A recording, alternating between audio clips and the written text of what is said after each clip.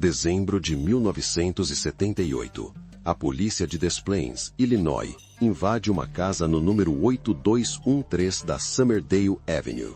Sobre o piso de concreto do porão, encontram os primeiros corpos. No total, 29 vítimas estão enterradas ali. O proprietário da casa é John Wayne Gacy, 36 anos. Ele é empreiteiro de construção civil, membro ativo da comunidade local e voluntário em festas infantis, como o palhaço Pogo. Seus vizinhos o descrevem como um homem generoso. Tudo começa 3 semanas antes, em 11 de dezembro de 1978. Robert Pist, 15 anos, sai da farmácia Nisson Pharmacy, em Des Plaines, para conversar com um empreiteiro sobre um emprego de verão. Ele nunca volta para casa. Naquela mesma noite, Elizabeth Pist comparece à delegacia de Des Plaines. Ela acabou de comemorar seu aniversário. Robert tinha saído para falar com ela e prometeu voltar em minutos. Já passam de 2 horas. O detetive Joseph Kozenczak assume a ocorrência. Ele entrevista os funcionários da farmácia. Um deles menciona que Robert saiu para falar com um empreiteiro que havia reformado o estabelecimento. O nome é John Wayne Gacy.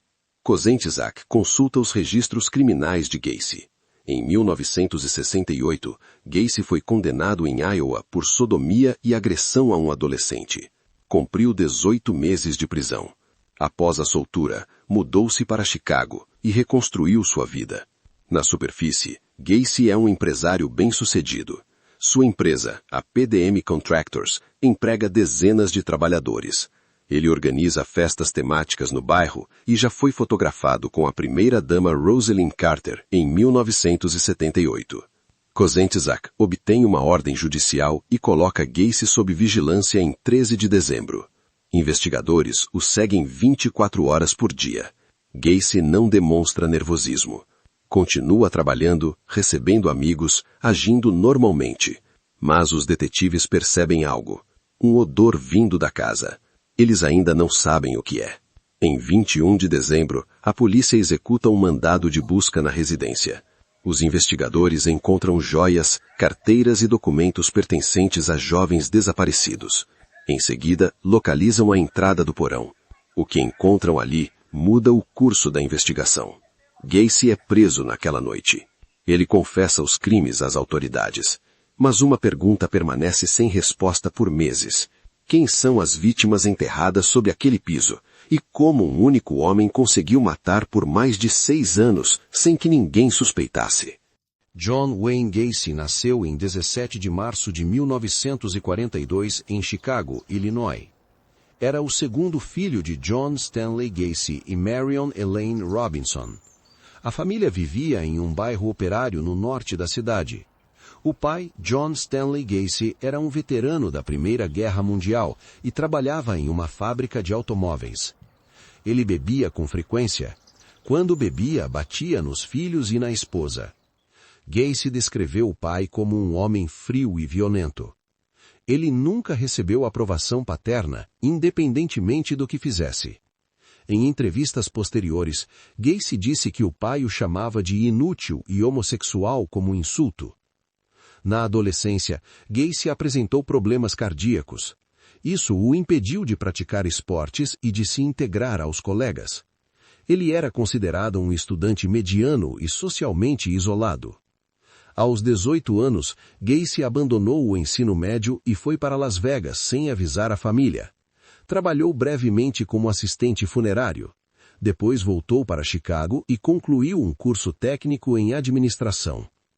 Em 1964, Gacy se mudou para Springfield, Illinois, para trabalhar como gerente em uma rede de restaurantes fast food. No mesmo ano, casou-se com Marilyn Myers. O pai dela era dono de franquias do KFC em Waterloo, Iowa.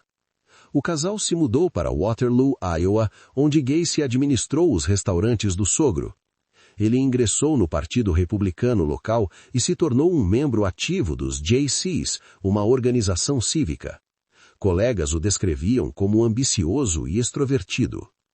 Em 1967, a polícia de Waterloo investigou Gacy por abuso sexual de 2 adolescentes do sexo masculino.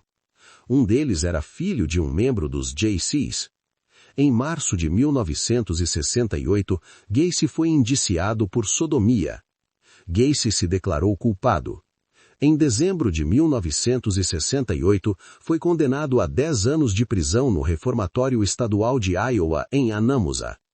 Sua esposa pediu o divórcio logo após a sentença. O pai de Gacy morreu antes que ele saísse da prisão. Gacy foi liberado condicionalmente em junho de 1970, após cumprir apenas 18 meses. Em 1971, Gacy foi preso novamente em Chicago por agredir sexualmente um adolescente.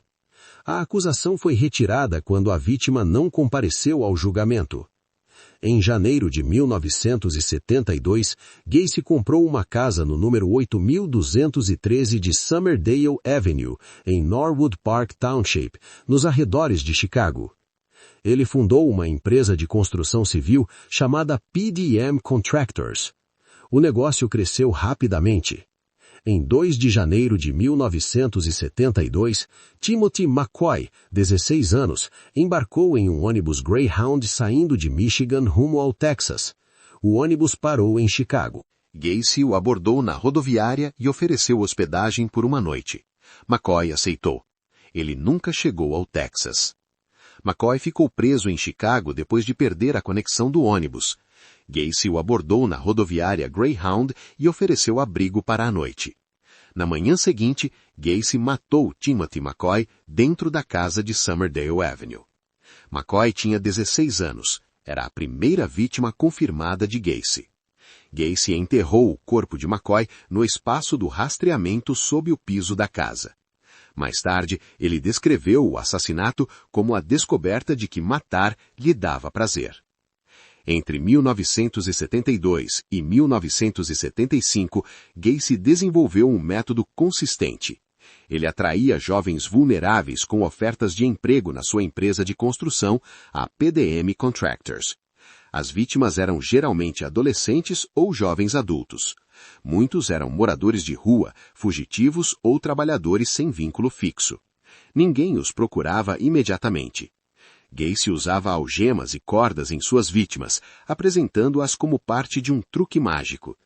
Ele as estrangulava com um torniquete improvisado chamado por ele de trick. Ao mesmo tempo, Gacy construía uma reputação pública impecável. Ele se filiou ao Partido Democrata local e organizava festas para o bairro. Os vizinhos o descreviam como um homem generoso. Em 1975, Gacy criou o personagem Pogo, o palhaço. Ele se apresentava em hospitais e eventos comunitários.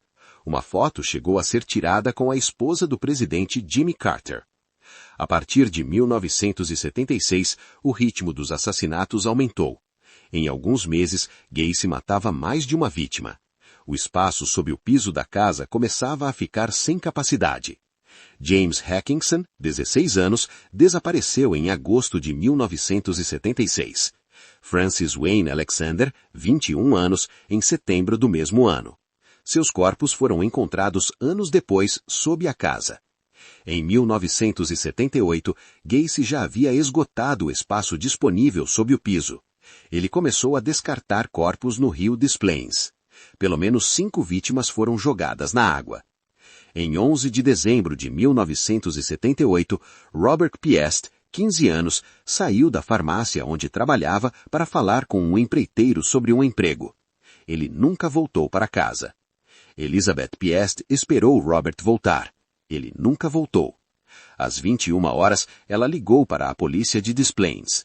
A denúncia chegou ao detetive Joseph Kozenchek naquela mesma noite.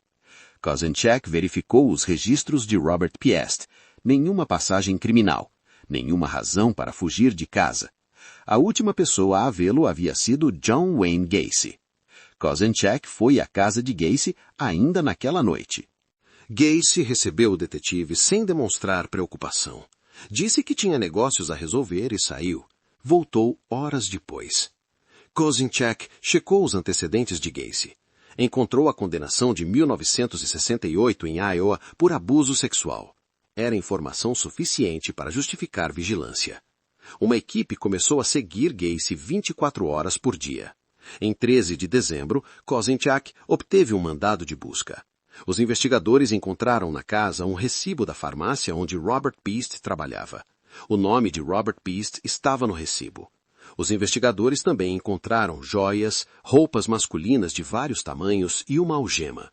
Gacy não tinha explicação para nenhum desses itens. A pressão sobre ele aumentava a cada hora.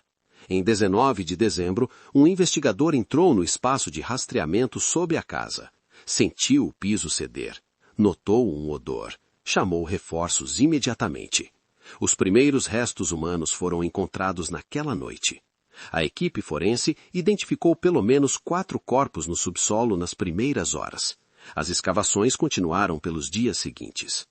Gacy foi levado para interrogatório em 21 de dezembro. Após horas de questionamento, ele começou a falar. Disse que havia matado 30 pessoas. Disse que a maioria estava enterrada sob sua casa. Gacy foi preso naquela noite e indiciado por assassinato. As escavações recuperaram 29 corpos no subsolo da casa. Outros 5 foram retirados do rio Des Plaines nas semanas seguintes. Ao todo, 33 vítimas foram confirmadas. A maioria tinha entre 14 e 21 anos. O caso de John Wayne Gacy se tornaria um dos maiores processos criminais da história dos Estados Unidos. 22 de dezembro de 1978. Os detetives executam o mandado de busca na casa do número 8213 da Summerdale Avenue. No subsolo, eles encontram uma camada de cal viva sobre o piso de terra batida. O cheiro indica decomposição. Gacy é levado à delegacia de Des Plaines nas primeiras horas de 22 de dezembro. Após várias horas de interrogatório, ele começa a falar. Confessa ter matado pelo menos 30 pessoas. Diz que a maioria dos corpos está enterrada sob sua própria casa. As equipes forenses chegam a Summerdale Avenue com pás e equipamentos de escavação. É início do inverno em Illinois. O trabalho leva semanas. Um a um, os restos mortais são retirados do subsolo da casa. Ao final das escavações, 29 corpos são recuperados do subsolo da casa. 4 outras vítimas haviam sido jogadas no rio Des Plaines. O total chega a 33 vítimas confirmadas. Era o maior número de homicídios cometidos por um único assassino na história dos Estados Unidos até aquele momento. O julgamento de Gacy começa em fevereiro de 1980, no Tribunal do Condado de Cook, em Chicago. O promotor William Kunkel apresenta provas físicas, depoimentos de sobreviventes e a própria confissão do réu. A defesa argumenta insanidade mental. O júri delibera por 2 horas. Em 13 de março de 1980, Gacy é considerado culpado em todos os 33 casos de homicídio. A tese de insanidade é rejeitada. O júri recomenda a pena de morte para cada um dos 33 crimes. Gacy é transferido para o Presídio Estadual de Maynard, em Illinois. Ele passa 14 anos no corredor da morte. Durante esse período, concede entrevistas, pinta quadros e mantém correspondência com pessoas ao redor do mundo. Na noite de 10 de maio de 1994, Gacy é executado por injeção letal no presídio de Stateville, em Joliet, Illinois. Tem 52 anos. Suas últimas palavras são registradas pelos presentes. Familiares de vítimas acompanham a execução. Do lado de fora da prisão, cerca de 1.000 pessoas se reúnem. Alguns comemoram, outros protestam contra a pena de morte. A cobertura da imprensa é extensa. O nome de Gacy domina os noticiários nacionais pela última vez. O caso Gacy muda a legislação americana sobre crianças desaparecidas. Em 1984, o Congresso dos Estados Unidos aprova o National Missing Children's Day Act. Organizações como o National Center for Missing and Exploited Children são criadas diretamente em resposta a casos como o de Robert Piest. 45 anos depois, 5 das vítimas de Gacy ainda não têm nome nem família para chorar por elas. Enquanto tecnologias de DNA avançam na esperança de identificá-las, permanece a pergunta perturbadora: quantos outros monstros se escondem atrás de sorrisos pintados e reputações impecáveis em nossas próprias comunidades? Se você chegou até aqui, deixe um comentário com o que mais te surpreendeu neste caso. Curta o vídeo, inscreva-se no canal e ative o sino. Toda semana, um novo caso. Toda semana, a verdade importa.